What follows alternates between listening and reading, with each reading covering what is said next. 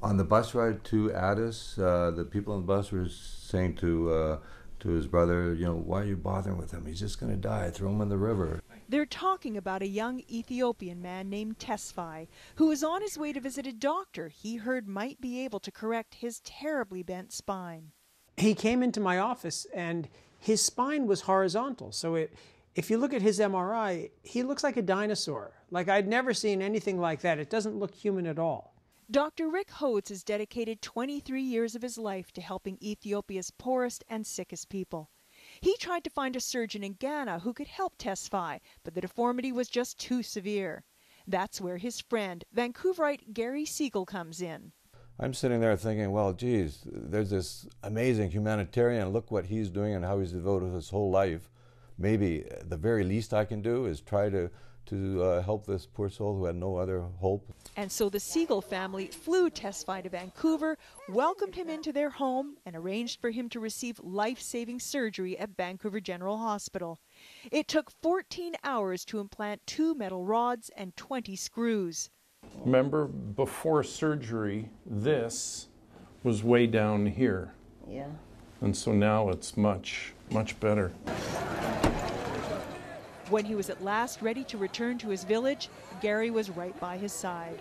These 2 women come out of nowhere and start embracing him and showering him with kisses. And it took me, I was a little slow in realizing that this was actually his mother and the other lady his aunt. But oh, it was just so emotional to be able to see the joy in seeing Tesfaye standing straight.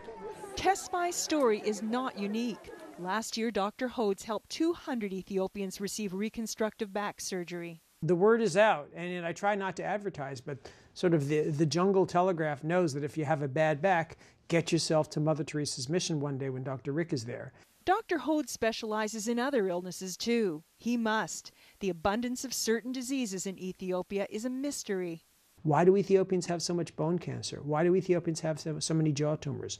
Why are the backs of Ethiopian kids threatened by these diseases while they're not in other countries? These are things which really need to be looked at. The University of British Columbia Branch for International Medicine is stepping up to do just that. 80 to 90% of research is done on diseases that affect 10 to 20% of the world's population. So this might be an opportunity to perhaps bring some balance, some just balance to that. Until the causes can be discovered and preventions found, Dr. Hodes will continue to be one of the busiest men on the planet, treating, arranging for treatments abroad, and fundraising to pay for it all.